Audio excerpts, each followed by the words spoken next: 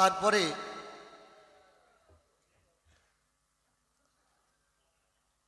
আমি পরবর্তীতে শ্রদ্ধেয় কবি সম্রাট বাবু অসীম সরকার মহাশয়ের শরণাপন্ন হই। কবি গানটা তো একটা সংকীর্ণ বিষয়বস্তু নয়।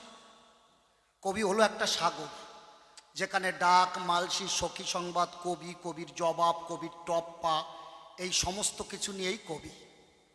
সেইখানে দাঁড়াইয়ে যদিও 10 বছর ধরে কবি গান গাচ্ছি, খালি কয়টা মুখ বলা টিয়া পাখির মতো কথা শিখেছি, কবির কোয়াও শিখতে পারি না। আর এখন বর্তমানে এক শ্রেণীর মানুষ বেরিয়েছে, আমি সবাইকে বলবো না, যারা নিজের ইষ্টকে বড় করতে গিয়ে অন্যের ইষ্টকে ছোট করে।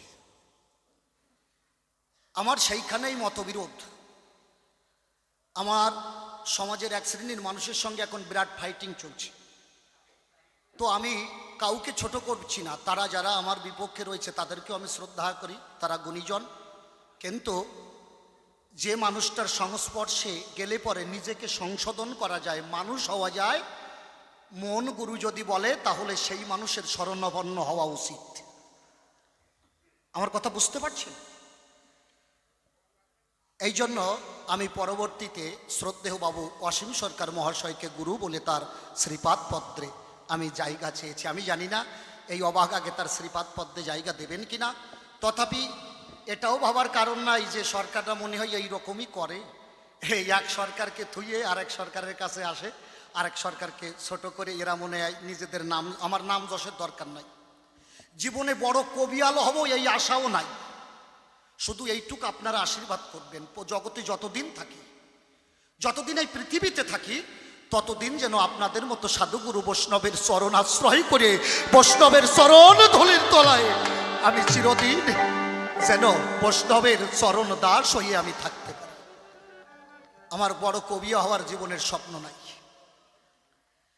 এই হলো আমার জীবনের কিছু কথা। শ্রদ্ধেয় বীরেন বাবুর জন্ম হয়েছিল সেই মা বাবা সহ, শ্রদ্ধেয় বীরেন বাবু, স্বপন বাবু সহ তাদের যে পারিষদ বর্গ সবাই যারা রয়েছেন, প্রত্যেককে আমার ভক্তিপূর্ণ প্রণাম জানাই।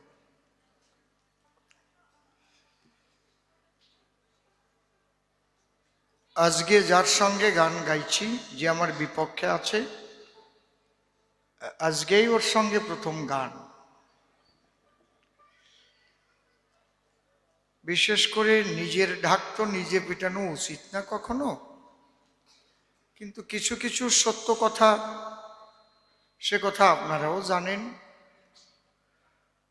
কারণ আমরা যখন কবিগান শিখতাম, আমার পর্যন্ত, আমার বয়সী যারা, এখন আর কয়জন আছি, আমি আছি, ভাইটি মনোরঞ্জন সরকার, নিরঞ্জন সরকার,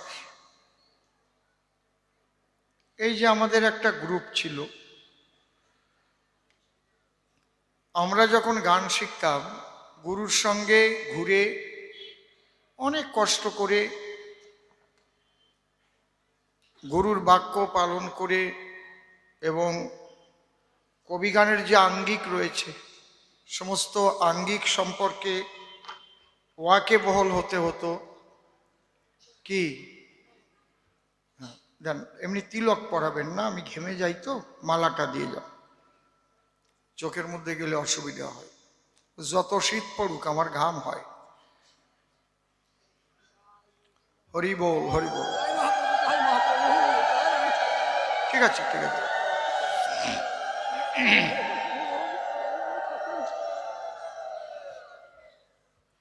হরি বল। প্রথম ডাক গান, তারপরে মালসি গান। ডাক মানে বন্দনা, মালসি গান তো আগে হতো, এখন আর হয় না। তারপরে সখী সংবাদ, তার জবাব, সখা সংবাদ আছে, তার জবাব, পালট, তার জবাব, লহর কবি, তার জবাব। অন্তত এইগুলো হওয়ার পরে তারপরে টপ্পা হতো। টপ্পার পরে তারপরে ধুয়ো পাঁচালিতে আমরা যেতাম। এগুলো আমাদের শিখতে হয়েছিল। আমি দোহার কি করেছি? এগুলো সমস্ত গান আমি গাইতে পারি। বুঝতে পারছেন কি বলছি? ডাক গান আমার লেখা আছে, মালসি আমার লেখা আছে, সখী সংবাদ লেখা আছে, কবি গান নিজস্ব লেখা আছে। যেমন একটা শিবের কবি আছে, একজন গরিব মানুষ, একজন শিবের সাধক যুবনেশ্বর চলেছে আজ তারকেশ্বর মহেশ্বর জাগ্রত যেথায়। তখন বাড়ির পাশে ডাক্তার বাবু সম্পর্কে দাদু বলে, ও সাধু চলে তো কোথায়? তোমরা বাবার মাথায় জল ঢালিতে চলেছ আজ তারকেশ্বর গায়ে, তোমার বুড়ো বাবা ঘরের মাঝে জল বিনে প্রাণ যায়। 105 ডিগ্রি জ্বরে পুত্র বলে চিৎকার করে, তুমি জল না দিয়ে সেই বাবারে চলেছ কোন বাবার সাধনায়। এই যে গান, দোহারপত্রের কিন্তু গানটা জানা নাই। আগে আমরা পেছন থেকে বলে দিতাম, দোহার দাঁড়িয়ে গাইতো, এর আলাদা সুর আছে। ওই একজন শিবের সাধক যুবনেশ্বর চলেছে আজ তারকেশ্বর মহেশ্বর জাগ্রত যেথায়। বুঝতে পারছেন? অন্য কবি সেই গানটা নাও জানতে পারে, এই গান শুনে তার জবাব করতে হবে, জবাবের সুর আছে আলাদা। এ বাড়িতেও আগে হয়েছে, হয়নি তা না। তারপরে সখী সংবাদ, ও তো আরো কঠিন। ও বাবা, কত রকমের তাল আছে, বুঝতে পারছেন? এমনি তো রূপক তালের উপর আছে, তারপর তাল রাগিনীর উপরে আছে। বাসুলি আদেশে অধিজ চণ্ডী দাসে রচিল শ্রীকৃষ্ণ কীর্তন। ও বাসুলি, সাত মাত্রা রূপক। বুঝতে পারছেন? এগুলো আমাদের শিখতে হচ্ছে। এর আবার জবাবের সুর আলাদা, সেটাও রূপকের উপরে। তারপরে কবি, লহর কবি,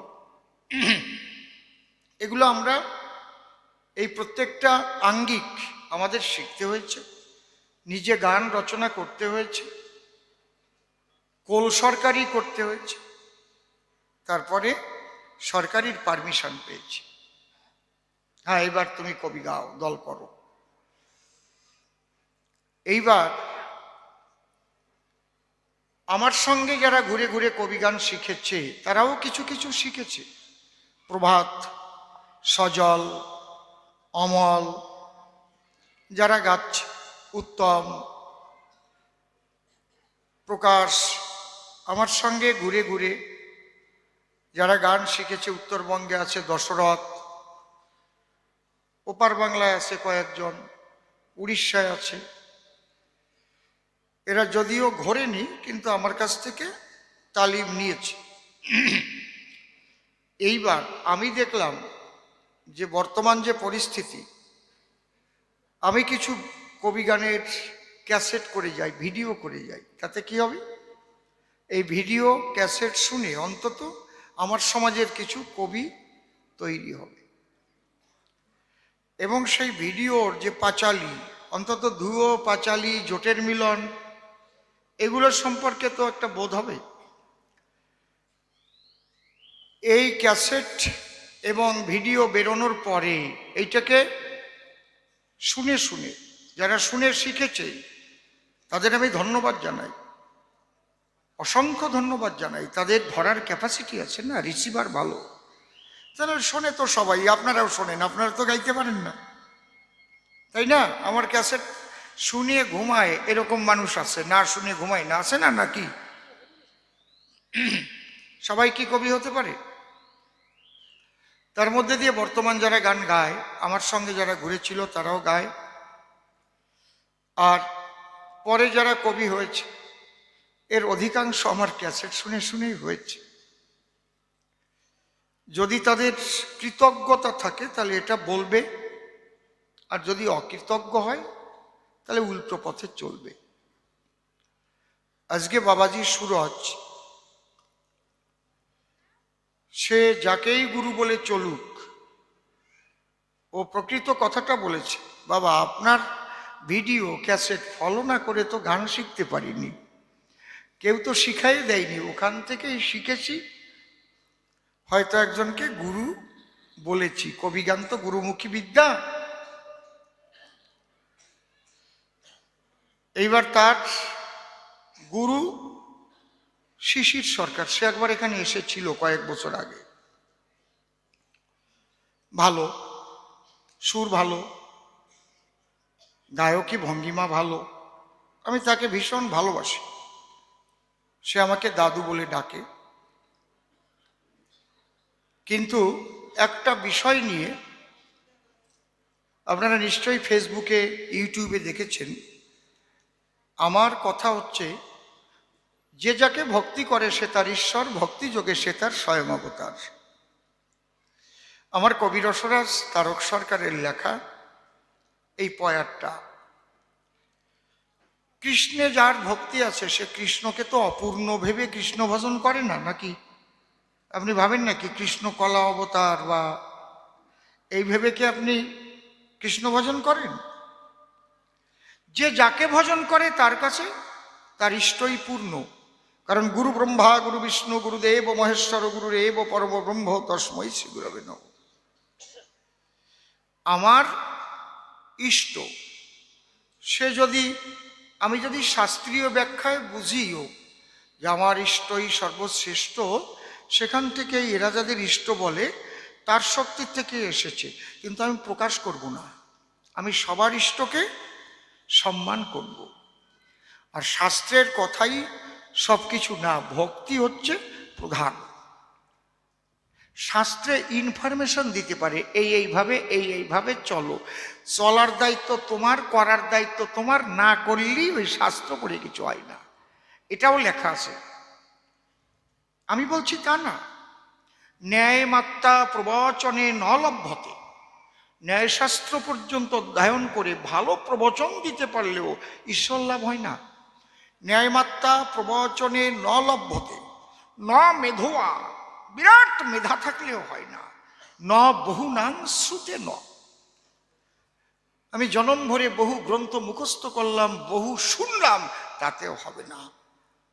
হবে কিসে বলেন? কিসে হবে? নিদ না হানেছে হরি মেলে তো জলজন্তু হই, ফলমূল খানেছে হরি মেলে তো বাদুর বানরই, তুলসী পুজনেছে হরি মেলে তো মুই পুজি তুলসী ঝাড়, পাথর পুজনেছে হরি মেলে তো মুই পুজি পাহাড়, তৃণভগ্নেছে হরি মেলে তো বহুত মেলে অজা, আর স্ত্রী চড়নেছে হরি মেলে তো বহুত মেলে খোঁজা, दूध पियाने से हरि मिले तो बहुत वत्स वाला, मीरा कहे बिना प्रेम से नहीं मिले नंदलाला।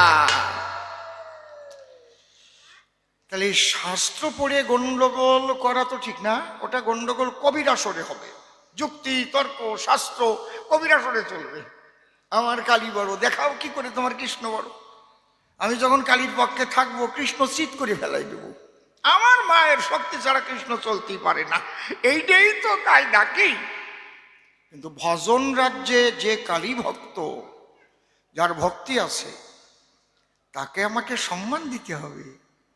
যে কৃষ্ণ ভক্ত তাকে আমাকে সম্মান দিতে হবে, যে হরিচাঁদের ভক্ত তাকে আমাকে সম্মান দিতে হবে। যে ভক্ত হবে, যে যাকে ভক্তি করে সে তার ঈশ্বর। আর যাবে তো এক জায়গায়, ঈশ্বর তো একজনই, আলাদা তো কেউ না। ঈশ্বর কি দুই তিনজন হয় নাকি? ঈশ্বর কখনো দুই তিনজন না, এক ঈশ্বর। এখন তুমি যাকে ভক্তি করবা, ভগবান শ্রীকৃষ্ণ গীতায় পরিষ্কার বলছে যে যথামাং প্রপদ্যন্তে তাং তথৈব ভজম্যহম মম বর্তানুবর্তন্তে মনুষ্যা পার্থ সর্বস্ব। এই কথাটাই আমার তারক রসরাজ লিখলেন, যে যাকে ভক্তি করে সে তার ঈশ্বর।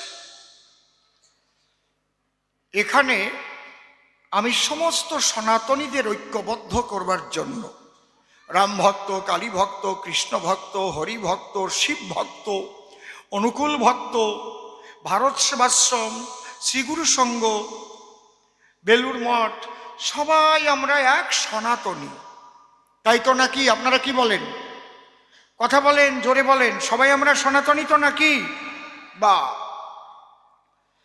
এই সনাতনী মানুষগুলোকে যদি আমি ঐক্যবদ্ধ করতে না পারি,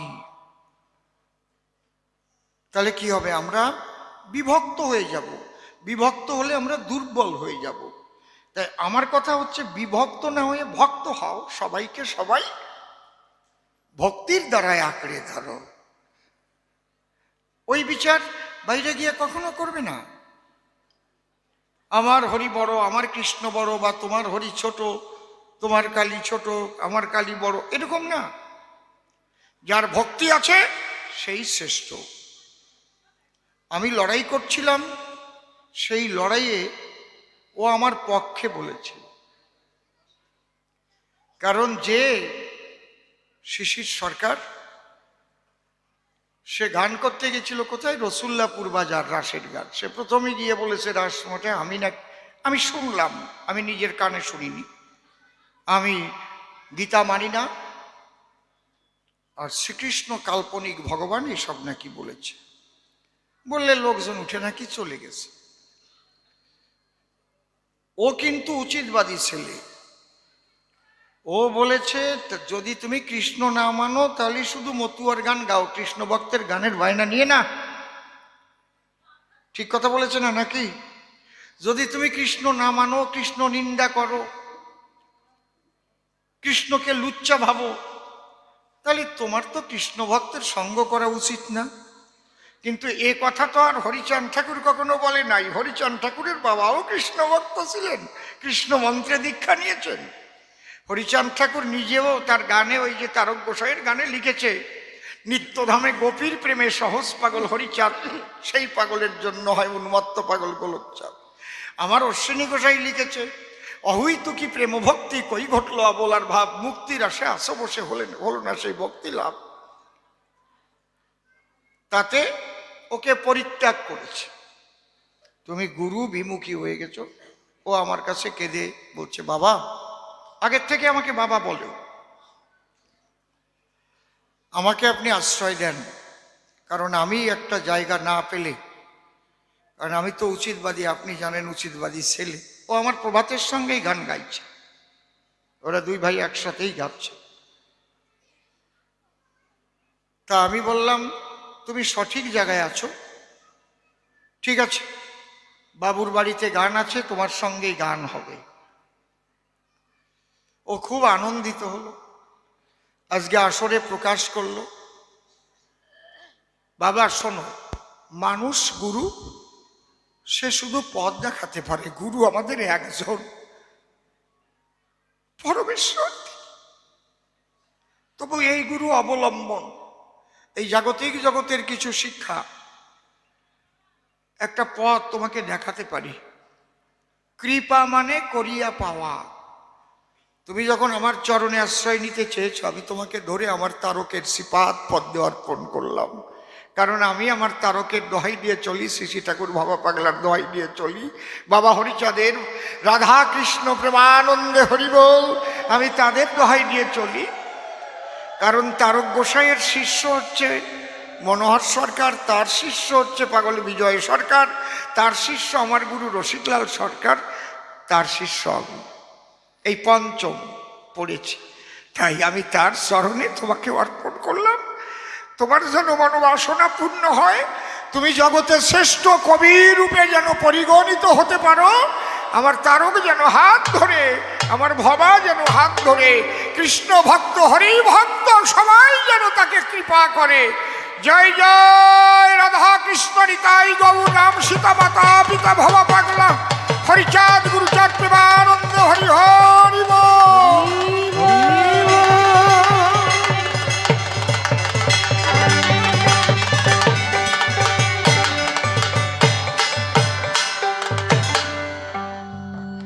হরি বল, হরি বল। আপনারা সবাই আশীর্বাদ করবেন, এই আপনাদের কাছে ভিক্ষা চাই।